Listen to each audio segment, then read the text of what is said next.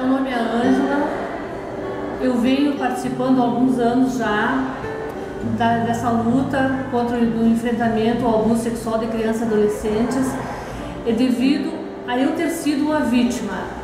Continuo sendo vítima, porque não existe uma ex-vítima de abuso sexual.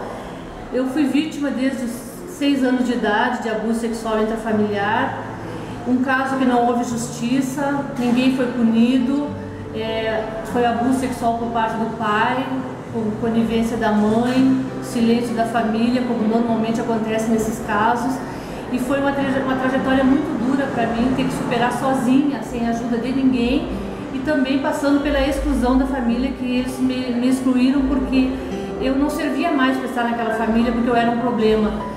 E para eles para se justificarem, eu digo assim, né, de por que não fizeram nada por mim, eles me excluíram e disseram: ah, ela passou por isso porque ela quis. É assim que agem as pessoas geralmente em relação aos abusadores e a vítima. Acham que acaba que a vítima se transforma em culpada, né? E a gente acaba se sentindo culpada mesmo. É muito complicado até explicar essa situação. Então o que eu fiz? Eu passei anos de uma vida sofrendo calada a história do abuso por parte do meu pai, uma gravidez, uma filha aos 15 anos, meu meio-irmão abusou de mim logo em seguida, mais uma filha, 18 anos, eu já tinha 2 filhas dos abusos sexuais e não tinha vivido nada ainda da minha própria vida. Aí eu tive que reconstruir a vida, reconstruir tudo, eu tive que começar do zero, com 2 filhas, sem entender nada daquilo que acontecia comigo. Eu não entendia por que uma menina que nunca tinha saído de casa, que nunca tinha tido um namorado, que nunca tinha tido uma vida fora de casa, como ela já tinha 2 filhos, eu não conseguia entender essas coisas e também não conseguia aceitar que eu não tinha uma vida normal como as outras jovens tinham. Então eu tive situações, assim, muitos conflitos assim, psicológicos na minha cabeça para entender tudo aquilo sozinha, e eu não sabia como trabalhar aquilo ali. E foi muito difícil. Aí vem a vergonha, que a gente tem vergonha. Eu tinha vergonha de ter 2 filhas e não ter o pai daquelas filhas. E as pessoas me perguntarem quem era o pai daquelas filhas, porque nunca ninguém tinha me visto com namorada. Eu já era mãe de 2 meninas. Então eu tive que ir trabalhando isso. Foi difícil. O que acontece com a vítima? Ela passa a ser excluída, ela se sente culpada, ela se sente suja, tem dificuldades na escola. Eu tinha muita dificuldade, eu abandonei os estudos porque eu não tinha mais capacidade para estudar, na minha cabeça não entrava mais nada. Eu apresentei sintomas de uma criança abusada na escola, eu cheguei a ir bêbada para a escola, porque meu pai me obrigava a beber bebida alcoólica, as professoras não perceberam, quer dizer, viram que eu estava bêbada, mas nunca ninguém chegou para mim para perguntar por que eu estava naquela situação. Tenho certeza que hoje uma professora vai prestar atenção nisso. Ela vai acionar uma rede de proteção. No meu tempo não tinha nada disso. Eu tive que sobreviver sozinha. Os anos foram se passando e acabei que muito tempo depois, já com 38 anos, foi quando eu encontrei uma pessoa que me ajudou a falar. Olha, que chegar até os 38 anos, guardando um segredo desse, segredo entre aspas, porque a família toda sabia, as pessoas sabiam, e tendo que estar calada, é muito difícil. Acabei contando a minha história e eu vi que eu podia ter uma vida igual a das outras pessoas, que eu podia ajudar outras pessoas. Escrevi um livro, passei a participar de palestras, eu me sentia assim, ó, livre das amarras, é como se eu tivesse arrebentado as correntes que eu estava amarrada, e eu passei a ajudar outras pessoas com o meu depoimento, com as palestras que eu participo, com o próprio livro. Eu já ajudei muitas pessoas vítimas que, como eu, estavam caladas, conseguiram falar, conseguiram se libertar dos abusos. Então, assim, ó, não houve justiça, ninguém foi punido pela minha causa, pelo que fizeram comigo, mas hoje eu luto por outras pessoas, porque eu sei o quanto sofre e os estragos que faz na vida de uma pessoa. A pessoa abusada, ela tem feridas na alma, é uma vida estilhaçada, não se coloca mais nada no lugar da vida dessa pessoa. Então eu luto para ajudar outras pessoas e tem dado muito certo. Meninas, mulheres já adultas que falaram, meninas que conseguiram pedir ajuda, pessoas. Então isso é gratificante para mim. Eu digo assim, sempre uma terapia.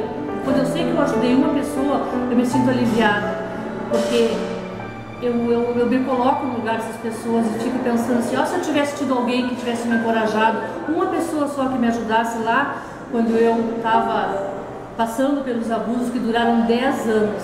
Mas olha que 10 anos na mão de abusador, 10 anos de violência física, sexual, psicológica, maus tratos, alcoolismo, tudo isso aconteceu na minha vida. Eu sobrevivi, hoje eu me formei como socióloga, eu criei filhos, eu estou levando uma vida normal, ajudando outras pessoas, que é possível sim. Sei que não tem assim um psicólogo, um psiquiatra que vá dizer assim, ó, eu curei as feridas dela. Não existe isso. Curar não cura, ameniza, né? E a minha luta, meus depoimentos sempre tem amenizado cada dia mais a minha dor. Então é isso que eu fiz, eu transformei a minha dor em luta. Agora, o que foi mais difícil para você? Passar por tudo isso durante 10 anos ou depois de um bom tempo você revelar ao mundo o que você vinha sofrendo diante de um mundo tão preconceituoso o qual nós vivemos? Meu maior medo foi... Eu achava que escondendo, que eu não podia falar porque as pessoas iam me olhar diferente. Se souberem que eu passei por isso, homem nenhum vai casar comigo, ninguém vai querer ser meu namorado, porque as pessoas às vezes até falam, finge que estão dando um apoio pra gente, mas a gente sabe que no fundo tem preconceito. Eu achava que escondendo, quanto mais eu escondesse, porque eu inventei uma história, eu tive que mentir um pai para minhas filhas porque eu não podia contar a verdade. E eu acabei acreditando naquela história para poder sobreviver. Eu levei aquela história para frente, que não durou muito tempo, porque na adolescência minha filha foi atrás da verdade. Então, depois que eu falei, o que me ajudou é eu cair na realidade. No momento que eu falei, eu passei a viver a realidade. Porque até então eu vivia uma mentira, eu vivia uma história inventada, uma história que eu criei para minha vida. É como se eu tivesse um personagem. Aí depois eu saí, agora estou vivendo a vida real.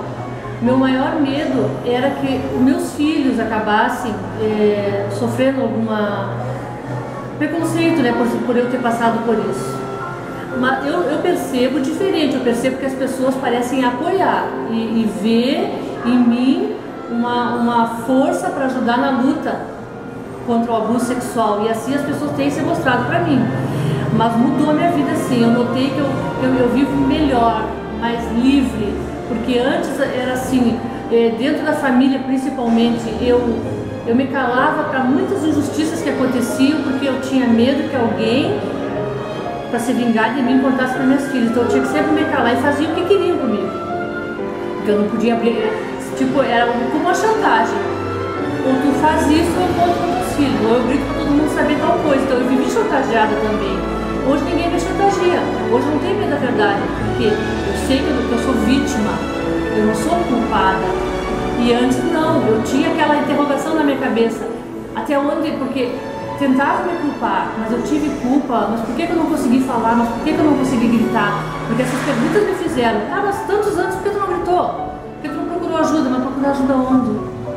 Se eu estava presa dentro da família, se eu me mantinha ali prisioneira, meu pai não me deixava sequer sair de casa, ter um namorado, eu tive que abandonar a escola, eu vivia com medo. A pressão psicológica não é fácil. E chegar numa delegacia, se não tiver uma pessoa preparada para ouvir, também não é fácil. Porque eu escutei, eu me casei anos depois com um policial e eu ouvi um colega dele dizer que quando chegava uma menina que tinha sofrido estupro na delegacia, ele fazia perguntas além daquilo que precisava para poder explorar o que tinha acontecido, só por curiosidade. Então a vítima acaba se revitimizando. E o machismo também, né? Então, só que hoje não, hoje tem uma rede de proteção, tem delegacia da mulher, tem pessoas mais preparadas para ouvir. No meu tempo não tinha nada disso. Eu me sentia muito culpada também. Hoje não, eu estou no meu lugar, eu sou vítima, eu não tenho que ter vergonha de ter sido vítima. Vergonha tem que ter quem fez isso comigo. Um já morreu, o outro está vivo ainda. Diz que está abusando das filhas. Eu já denunciei 3 vezes para o Conselho Tutelar da cidade e não deu em nada até agora. Que é seu irmão. Que é meu irmão. Ele está abusando das filhas. Eu já fiz 3 denúncias do Conselho Tutelar que disse que não conseguiu até agora fazer ninguém falar. Meu pai morreu impune. Eu só lamento que a ajuda para mim tenha chegado tarde demais, que não deu tempo de eu colocá-lo na cadeia. Qual a mensagem que você deixa, já que estamos nos aproximando do dia 8 de março, Dia Internacional da Mulher, para as mulheres que passam por isso que você passou e que têm medo de denunciar? O abusador, no fundo, ele é covarde.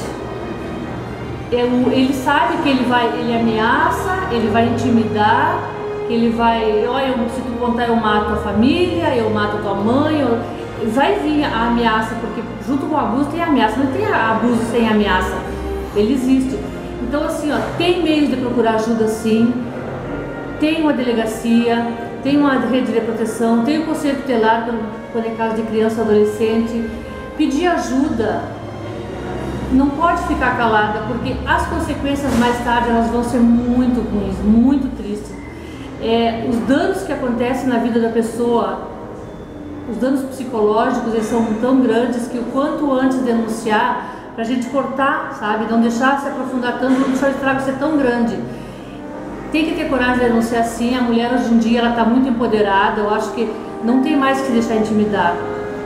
Eu digo sempre assim, ó, denuncie, procure ajuda, mas procure ajuda no lugar certo. Não adianta contar para a vizinha, contar para aquela pessoa que tu sabe que vai às vezes te colocar para baixo, ou então vai te dizer, não fala, não vão acreditar em ti. Eu já ouvi isso. Quem vai acreditar em ti, vão dizer, porque hoje a mulher também, a menina, se ela usou roupa curta, ela está provocando.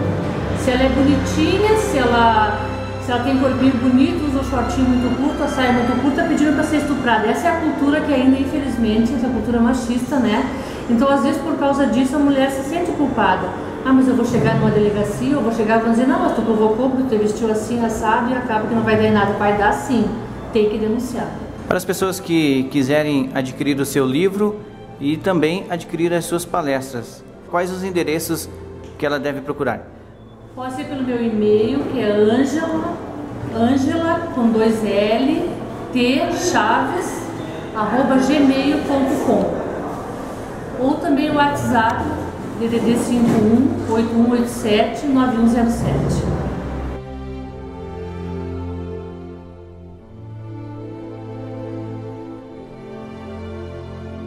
Uma campanha Simpatia FM.